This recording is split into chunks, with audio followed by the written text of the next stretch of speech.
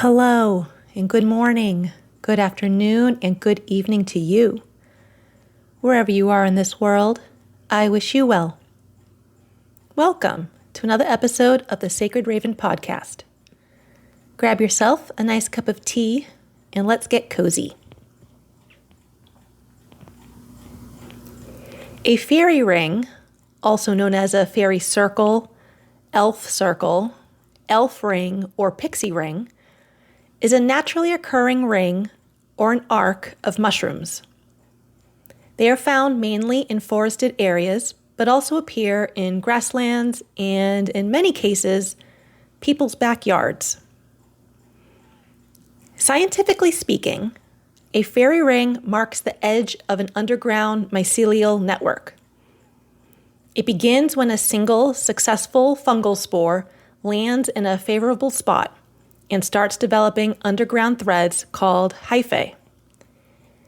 And like fruit on an apple tree, the mushrooms that sprout above ground are the fruiting bodies of a much larger mycelial network in the soil that feeds on organic matter.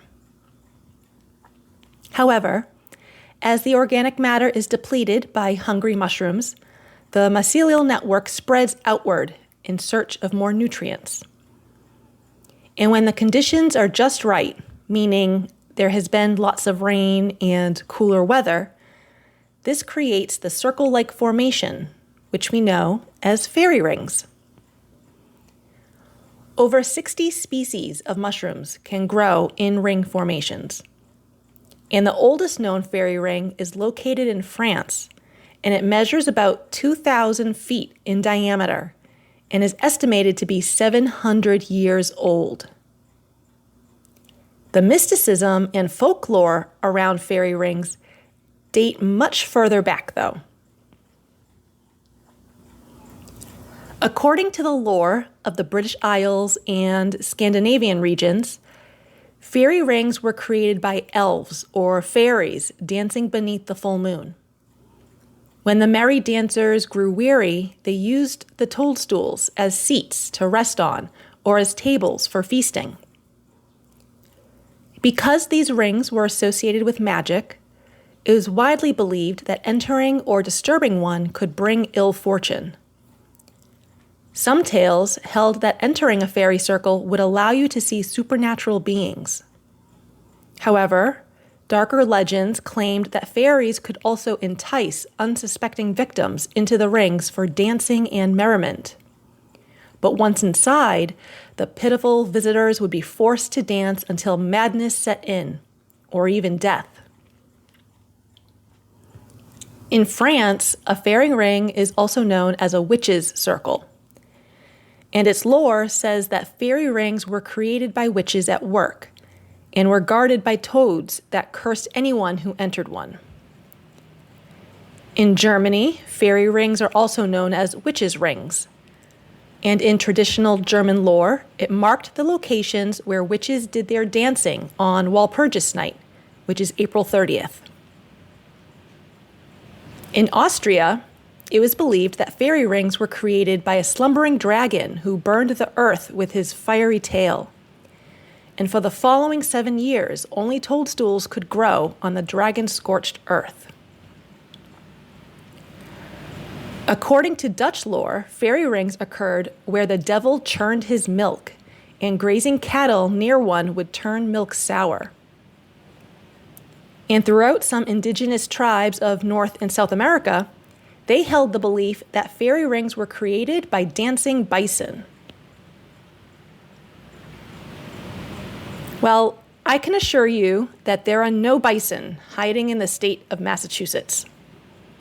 However, nature has been doing its thing this summer. It's been raining off and on the past couple of weeks, and the temperatures surprisingly got down into the 60s.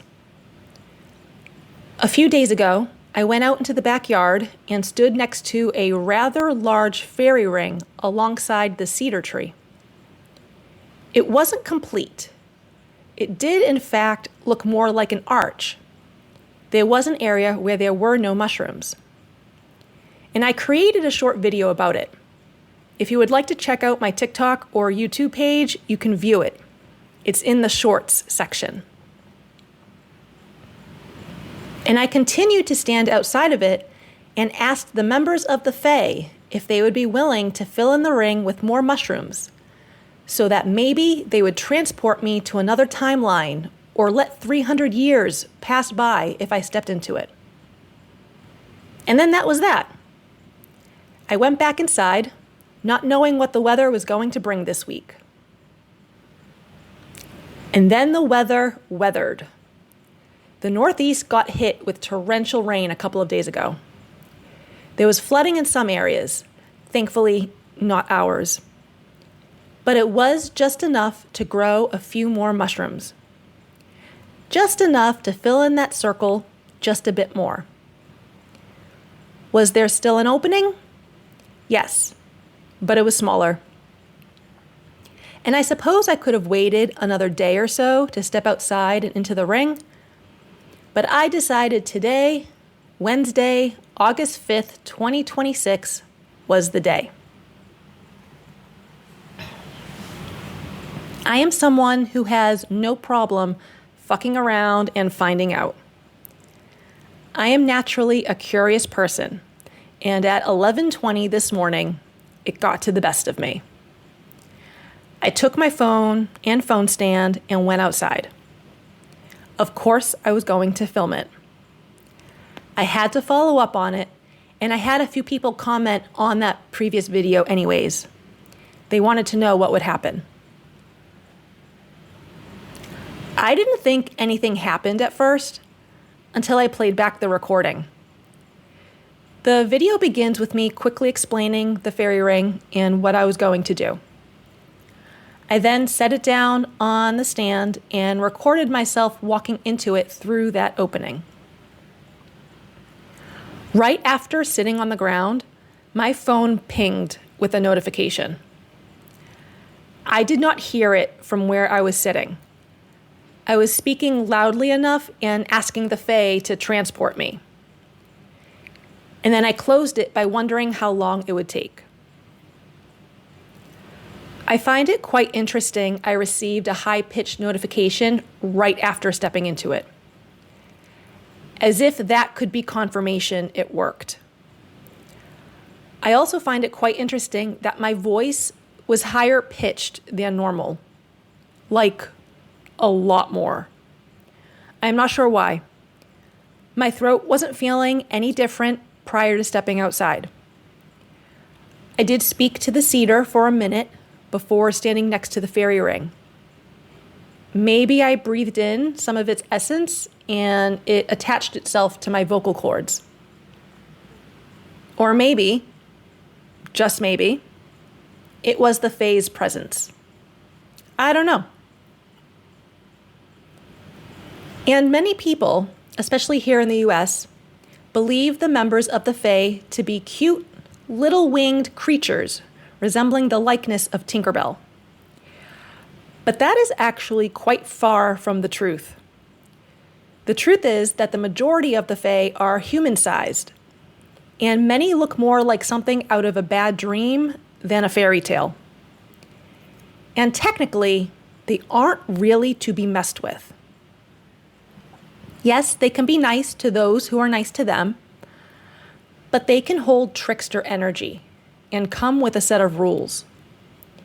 If you want something from them, you must give something in return, or you will pay the consequences.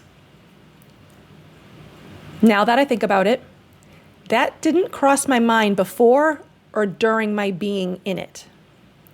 I simply requested they transport me. Yes, I requested it in good fun, partly intending it to be a joke, but a request is a request to them. They don't joke around when it comes to doing business. I suppose I could have offered a piece of jewelry or my favorite book or tarot deck, but for some reason, even though I knew better, that thought never crossed my mind. But hey, like I said, I like to fuck around and find out. I guess I am about to find out. Thank you for joining me in this episode. I appreciate you taking the time to share this space with me. If this has resonated with you, please take a second to follow or subscribe. Leave a review or comment, or share this with someone who may be venturing down a spiritual path and has a hunger to learn and grow. I will see you next time. Stay cozy and take care.